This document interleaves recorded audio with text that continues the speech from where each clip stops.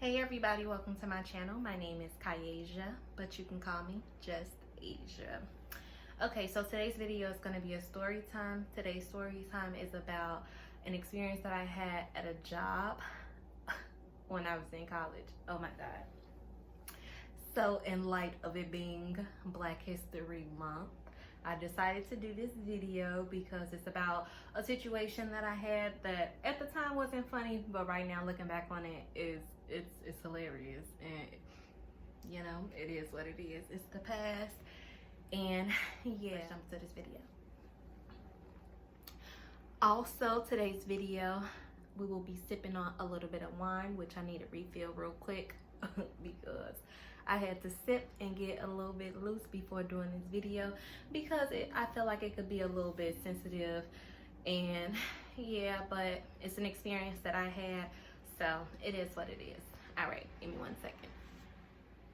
Okay, we're back. The angles may have changed a little bit because I went to go give me a refill. By the way, the wine that I'm drinking, I did a haul, an Amazon fresh haul, which was not a sponsored video, by the way. So you guys may see that video before this one or after this one. And it was filmed in the same day. So yes, I will be having on the same outfit. But yeah, this is my first time actually buying boxed wine. And it's not bad. It's not bad at all. I think it's the sangria one. I'm not really sure, but check out my grocery haul video and then you'll see it. But yes, like I said, it was not a sponsored video. It was just, I thought it was a fun little video to show you guys the groceries that I had. Okay, we're back. My mom called and interrupted my video, although she knew that I was recording. But I love you, Mom, if you're watching. Hey. Okay, so back to the story. Okay, so this story time is about the time that I did home care service when I was in college. Well, I did it for quite a few years actually, but for the most part it was during the duration in which I was in school. So this particular story happened my freshman year of college. So in my previous video, I believe I mentioned that I went to Western Illinois University, WIU. And so yeah, I got a job. I believe it was when did I start working? Sophomore year, the first semester of my sophomore year of college. So, because I stayed in Thompson. Anybody that's from Western, if you stay in Thompson, hey, hello. I also stayed in Corbin Olsen too. So, you know, Corbin Olsen was considered the cool dorm hall when I was in school. So, yeah, it was, you know, it was turned because the only reason Corbin Olsen was considered the cool dorm hall, and I know this is completely off subject, I'm going on a little rant because you guys know we are sipping, and I had to sip beforehand to get me a little bit loose.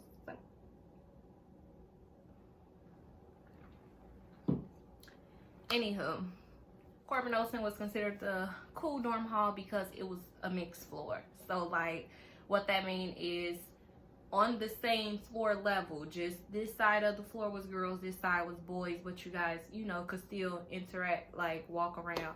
And in most of the other dorm halls, it was like a split, like to where you had to go down and go on the main floor and walk around to the boys side and get on the boys elevator to go, like they had a side of the building and the girls had a side of the building. So Corbin Olsen was considered cool because boys and girls were like co-ed on the same floor. So yeah, that's the little backstory on Corbin.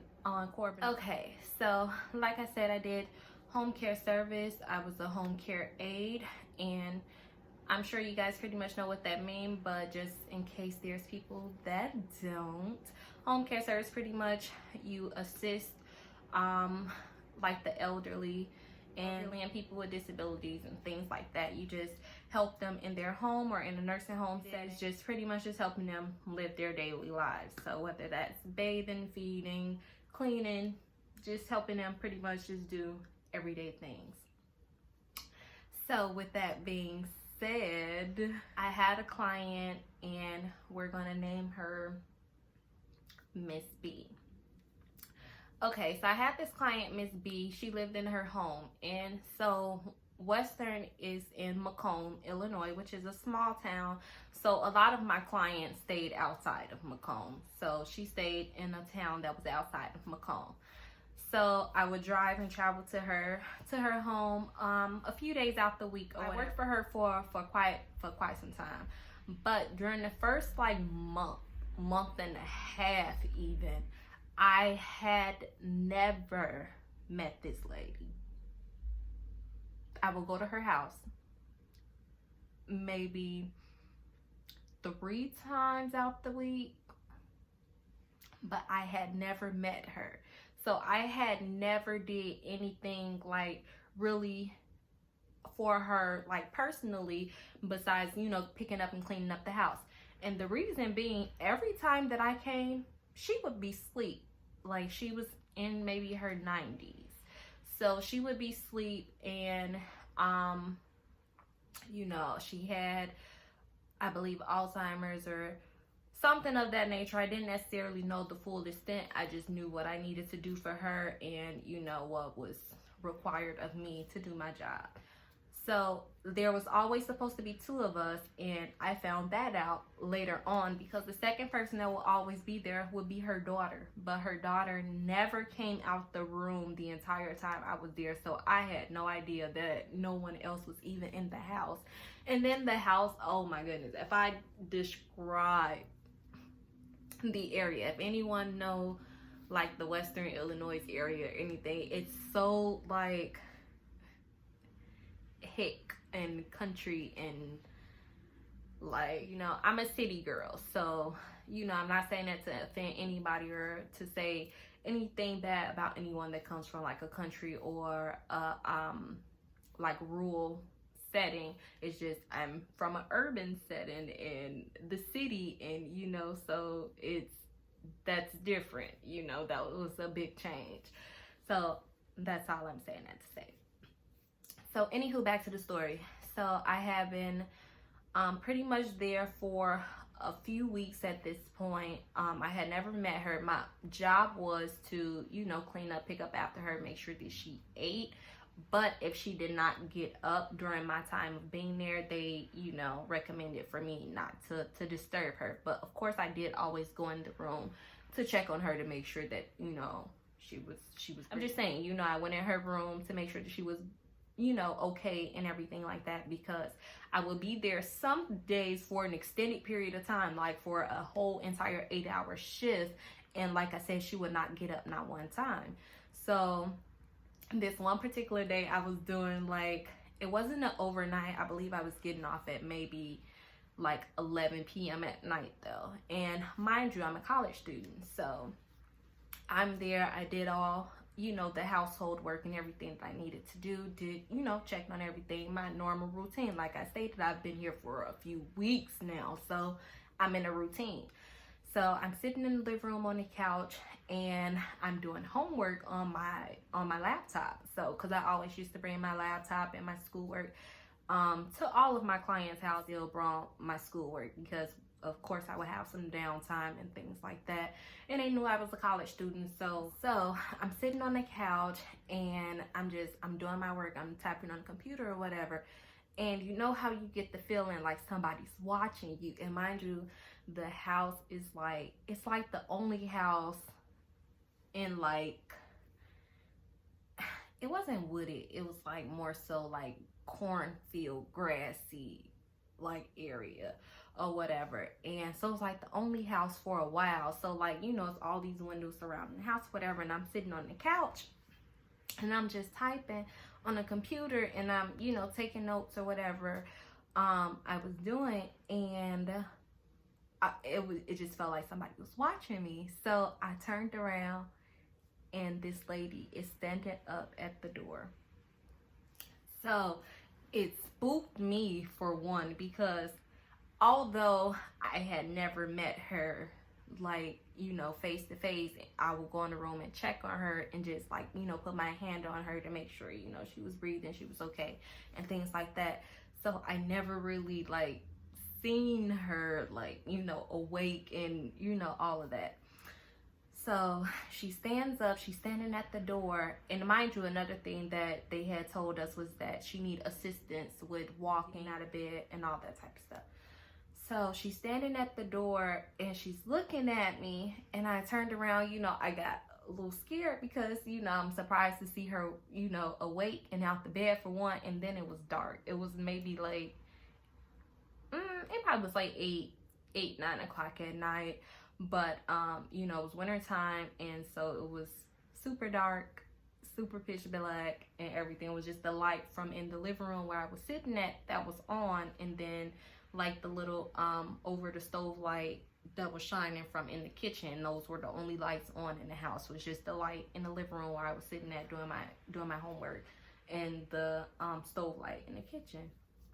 So she come out, and like I said, it started me. So I hurry up and immediately rush over to her because I knew that she needed assistance and she wore a gait belt. So I, rush over to her, hold her, like grab her gait belt, to make sure that she's stable. And, I introduce myself like, hi, my name is Kyasia, but most people call me Asia.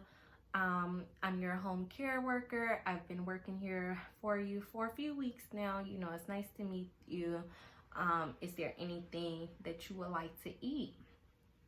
So she was looking, and when she started staring at me, she was like squinting her eyes, like she was confused, like she was just like she was shocked, she was stunned that I was there.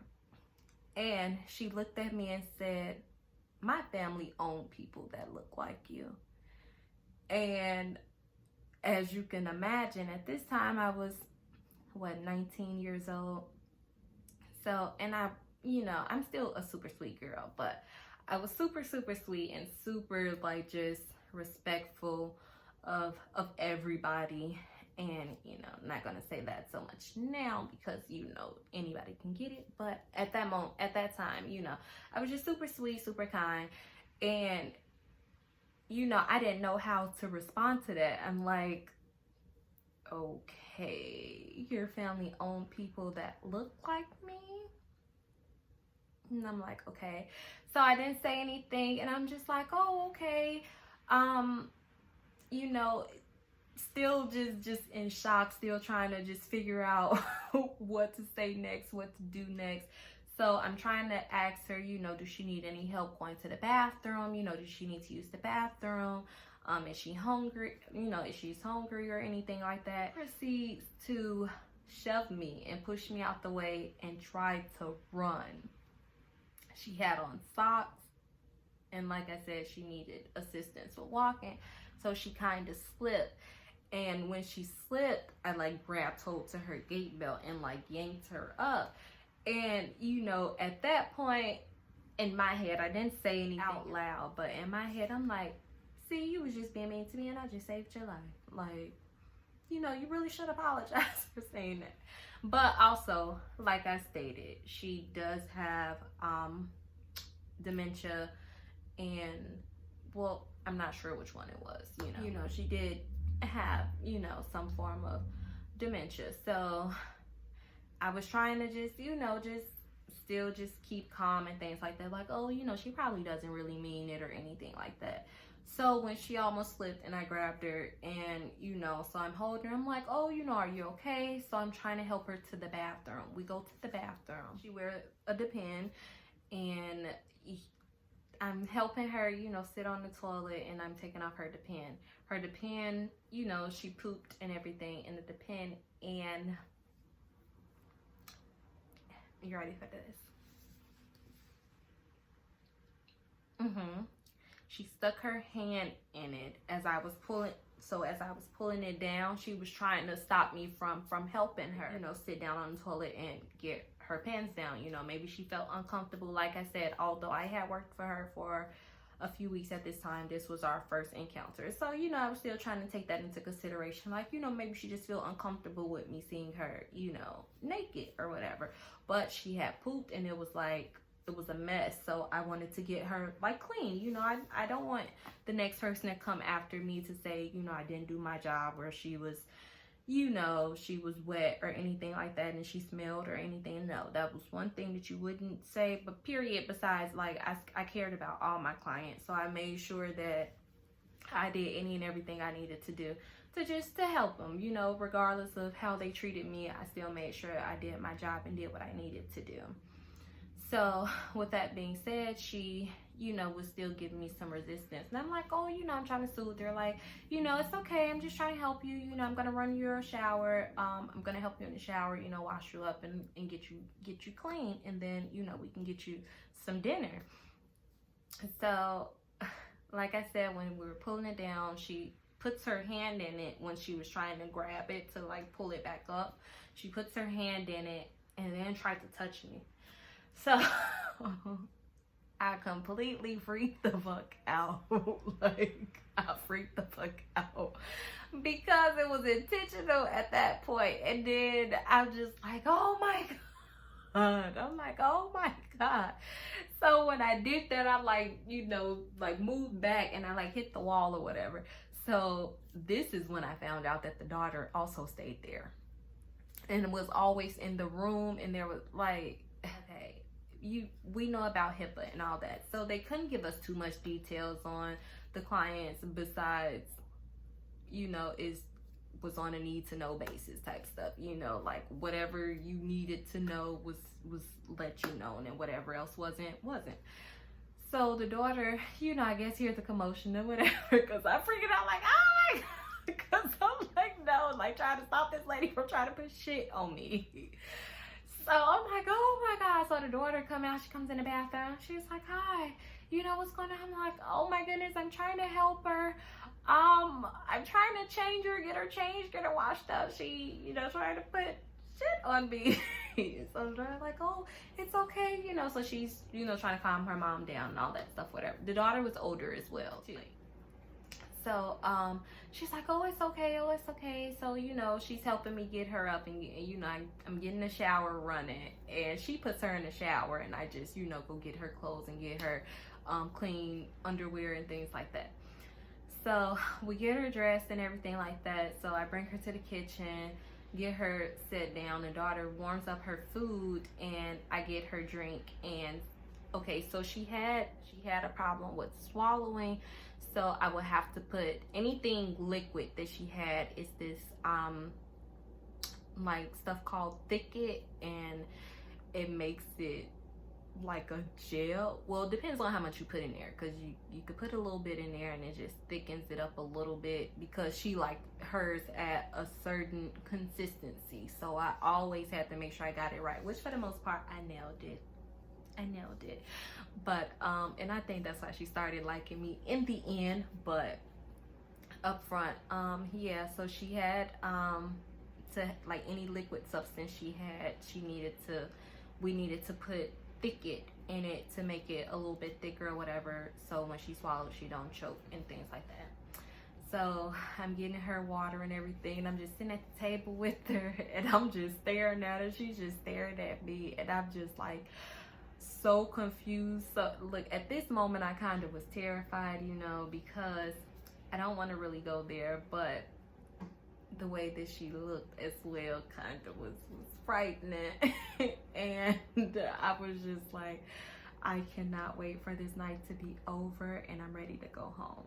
Like I said, I stayed in Macomb, which was a small town. So, and she stayed in another small town that was maybe like 15-20 minutes away from Macomb, but it was like a snowstorm, and it's not an expressway. It's like the road and back roads and stuff. And oh my goodness, I was on the phone with my mom all the way until I got home, because you couldn't see. It's the middle of nowhere.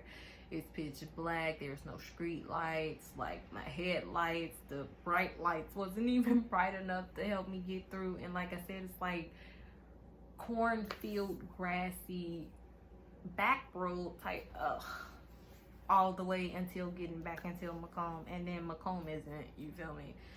If you know, you know. But anyway, that's the end of this story. I hope you guys enjoy. Thank you guys so much for watching. Don't forget to click that like button, comment, and make sure you guys subscribe. Thank you. Bye.